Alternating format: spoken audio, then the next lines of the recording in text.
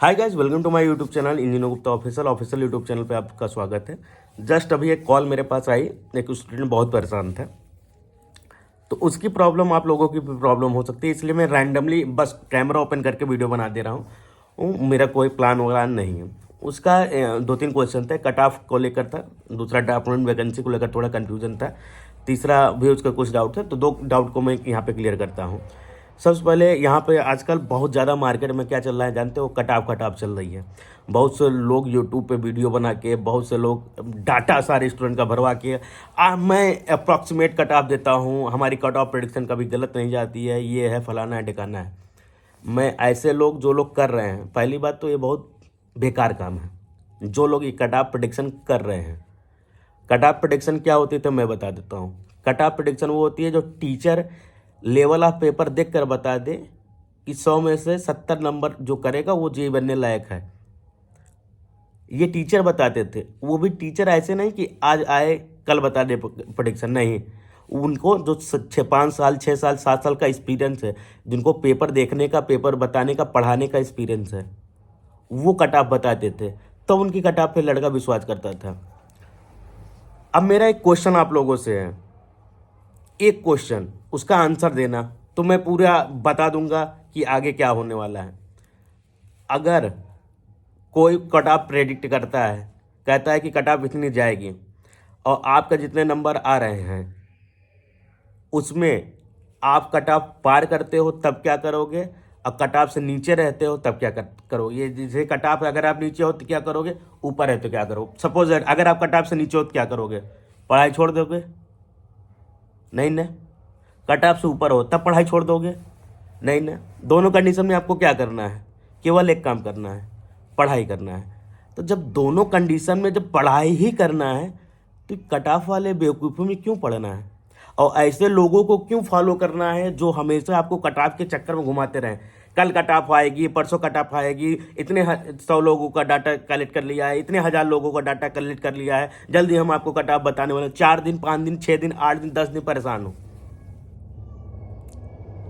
जो मैंने क्वेश्चन पूछा है, अगर आपके कट ऑफ लो है तब आप क्या करोगे, कट ऑफ हाई है तब आप क्या करोगे। अगर आप कुछ पढ़ाई छोड़ने का मन है आपको, तब आप कट ऑफ के लिए परेशान रहो कि कट ऑफ लो रहेगी तो मैं आज से पढ़ाई छोड़ दूंगा। कट ऑफ हाई जाएगी मतलब मैं कट ऑफ पार कर जाऊंगा, तब मैं, क्योंकि मेरा सिलेक्शन हो गया, पढ़ाई करने की जरूरत ही नहीं है। अगर सच्चे मन से मैं बता रहा हूँ आप लोगों को, आप लोग सच्चे मन से ये बात सुनना, अगर कट ऑफ जो प्रेडिक्शन आती है, कुछ चूतिया जो प्रेडिक्शन करते हैं, उनके कट ऑफ के नीचे अगर आप आ रहे हैं, पढ़ाई छोड़ दोगे, ऊपर अगर पढ़ाई छोड़ दोगे, तब इन सब चीज़ों के चक्कर में पढ़ना। लेकिन कट ऑफ चाहे ऊपर, कट ऑफ चाहे आप ऊपर रहो, चाहे कट ऑफ से आप नीचे रहो, अब पढ़ाई आप नहीं छोड़ोगे तो इस चक्कर को ही छोड़ दो, इस कट ऑफ के चक्कर को ही छोड़ दो। क्योंकि दोनों कंडीशन में आपको पढ़ाई करनी है, तो फोकस किस पे करना चाहिए, पढ़ाई पे करना चाहिए। कहाँ पे फोकस करना चाहिए, पढ़ाई पे, ना कि कट ऑफ प्रेडिक्शन करने वाले ऐसे लोगों पर। उनका केवल एक ही काम है, आपके डाटा को कलेक्ट कर कर इधर उधर बेचना, और अपना जो उनका टेस्ट सीरीज हो या क्लासेज हो या जो भी हो, उनको बेचना। बस उनका केवल एक मोटिव है, आपके भलाई के लिए थोड़ी कोई कुछ कर रहा है। आपके भलाई के लिए करना होता तो लोग बहुत कुछ कर दिए होते, कोई आपके भलाई के लिए कुछ नहीं कर रहा है। हाँ, आप कहोगे मैं वीडियो में, अरे यार तो मेरी वीडियो कितनी आती है महीने में, 1 2 3 4 आती है, बस हो गया। उसके अलावा तो मैं अपना काम कर रहा हूँ ना, मेरे पास बहुत सारे काम है ना।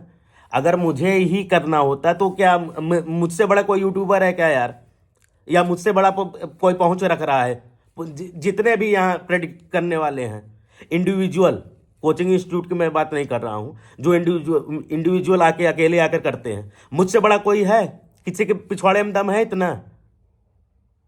किसी के भी दम हो तो आओ मिलो, मैं बताता हूँ असलियत क्या है। ना तो आप कंटेंट मार्केटिंग में हो, जो ऐसे लोग करते हैं, केवल कॉपी पेस्ट का आपको करना है, लोगों से, उनके स्टूडेंट से उनको डाटा कलेक्ट करना है, अब 8 दिन 10 दिन 15 दिन 20 दिन उनको फंसा कर रखना है। वो माइंड आपका तो पढ़ाई में रहता है, लेकिन लगा रहता है यार कट ऑफ मेरी क्लियर होगी कि नहीं क्लियर होगी, उस चीज़ में फंसे रहते हो। ये बेवकूफ़ी है यार, काहे फंसे हो, काहे टाइम वेस्ट कर रहे हो ऐसे लोगों को देख कर। अगर ऐसे लोगों को देखकर तुम सोच रहे हो कि उसके कट ऑफ एनालिसिस के कारण तुम्हारा भाग्य उदय हो जाएगा, तो गलत हो, कुछ नहीं होगा तुम्हारा।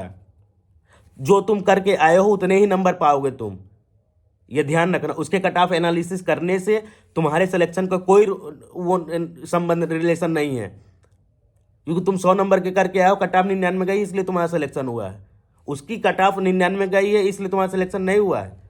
तुम 100 करके आए थे ना एग्जाम में कौन करके आएगा? तुम करके आओगे, वो करके आएगा? तुम्हें करके आना है। तुम 110 करके आओगे तब तुम्हारा सिलेक्शन होगा ना। करके तुमको आना है। पढ़ाई किसको करनी है? तुमको करनी है। अब परेशान कौन हो रहा है? समझ रहे हो क्या हो रहा है? कट ऑफ के नीचे आएगी, कट ऑफ के ऊपर जाओगे, पढ़ाई तुमको करना है। जो नंबर कट ऑफ में आएगा, जो नंबर कट ऑफ के ऊपर या नीचे जो नंबर जो तुम्हारा 110 120 नंबर आएगा, तो तुम जो पढ़ाई करके जाओगे वो नंबर आएगा तुम्हारा, उससे तुम्हारा सिलेक्शन डिसाइड होगा। तो पढ़ाई के पीछे परेशान हो, कट ऑफ के पीछे नहीं। अब देखो, अब अभी यूपी में ड्राफ्टमैन की वैकेंसी आई है, उसमें एलिजिबिलिटी क्राइटेरिया बहुत सारे हैं। तो उसमें एक क्राइटेरिया नॉर्मल सी है कि डिप्लोमा इन सिविल इंजीनियरिंग होना चाहिए। अगर आपने डिप्लोमा 3 ईयर का डिप्लोमा आपने किया तो आप एलिजिबल हो। दूसरी बात, ड्राफ्टमैन की वैकेंसी अलग होती है, जेई की वैकेंसी अलग होती है। दोनों वैकेंसी एक नहीं है। कुछ कोचिंग इंस्टीट्यूट आपको थोड़ा सा बताएंगे जेई की तरह ही होती नहीं, उसका सिलेबस अलग होता है, सब्जेक्ट उसके अलग होते हैं। मैं टेलीग्राम पर अपने कुछ पेपर्स अपलोड कर दूंगा आपको, आप पेपर देख लीजिएगा कि ड्राफ्टमैन में किस प्रकार के क्वेश्चन पूछे जाते हैं, फिगर वाले क्वेश्चन कितने होते हैं, स्टेटमेंट वाले क्वेश्चन कितने होते हैं, वो मैं बता दूंगा। देखो, सबसे ज़्यादा पेपर पंजाब में होता है, उत्तराखंड में ड्राफ्टमैन की वैकेंसी होती है। इसके अलावा आपके यहाँ महाराष्ट्र में ड्राफ्टमैन की वैकेंसी होती है, जम्मू कश्मीर में ड्राफ्टमैन की वैकेंसी होती है। तो इन सब के पेपर मैं फ्री ऑफ कॉस्ट टेलीग्राम पे प्रोवाइड कर दूंगा आपको। लेकिन कोई कट ऑफ के बारे में ना पूछना यार। मेरी जानते हो ऊपर से नीचे तक सुलगती है कि मेरे कट ऑफ बताने से आपका कल्याण होगा? नहीं होगा। आप पेपर में 600 नंबर करके आए हो 1000 में, तो वहीं पे रहोगे ना। उसको छोड़ दो, आगे बढ़ो। आगे बढ़ना क्या है? पढ़ाई करना है। कट ऑफ ऊपर जाए नीचे जाए कुछ भी नहीं, इन सब चक्करों में मत पड़ो। ये चीज ध्यान रखना, आपको पढ़ाई पर ध्यान देना है। क्या किस पे ध्यान देना है? पढ़ाई पर, कट ऑफ एनालिसिस पे नहीं। अगर अब बच्चे पूछ रहे थे ड्राफ्टमैन में पेट की किताब कितनी जा सकती है, तुमसे मतलब? तुम कितना करके आए थे? 53 करके आए, चुपचाप पढ़ाई करो। आयोग वाले अभी कट ऑफ देंगे, खुद ही पता चल जाएगा। तुम कट ऑफ के पीछे तुम्हें परेशान रहने से कट ऑफ कम ज़्यादा हो जाएगी। अगर तुम्हारे परेशान रहने से कट ऑफ कम ज़्यादा हो जाएगी तो तुम परेशान रहो। तुम्हारे क्या करने से फर्क पड़ेगा? तुम्हारे पढ़ाई करने से फर्क पड़ेगा, तुम्हारे एग्जाम में अटेम्प्ट करने से फर्क पड़ेगा। किससे फर्क पड़ेगा? एग्जाम में अटेम्प्ट करने से। उस समय तुम्हें को परेशान होना है, इस समय परेशान होने की जरूरत नहीं है। रिजल्ट के समय परेशान नहीं हुआ जाता है, एग्जाम के समय परेशान हुआ जाता है। तो उस समय कट ऑफ देखा करो कि 100 में से तुम जब टेस्ट सीरीज दे रहे हो कितने नंबर आ रहे हैं। ये जो कट ऑफ एनालिसिस करते हैं ना, इन जैसों को 10 ठो नहीं रात भर में मैं 0 बना दूं। रात भर में एक फाइल कंप्लेन मारूंगा कॉपीराइट का, सबके सब नीचे चले आएंगे जितने हैं। गुप्ता जी की पावर सबको पता नहीं है। 1000 10,000 1 लाख 1.5 लाख कमा ले रहे हो, बहुत है। लेकिन उसमें लिख दिया करो कि इसका वास्तविकता से कोई लेना देना नहीं। अरे हमारी कट ऑफ प्रेडिक्शन सबसे हाई रहती है, सबसे एक्यूरेट रहती है। तुम्हारे कट ऑफ प्रेडिक्शन करने से स्टूडेंट का सिलेक्शन होता है? नहीं होता है। स्टूडेंट का सिलेक्शन उसके द्वारा दिए गए एग्जाम में क्वेश्चन का आंसर करने से होता है। तो वो बताओ स्टूडेंट को।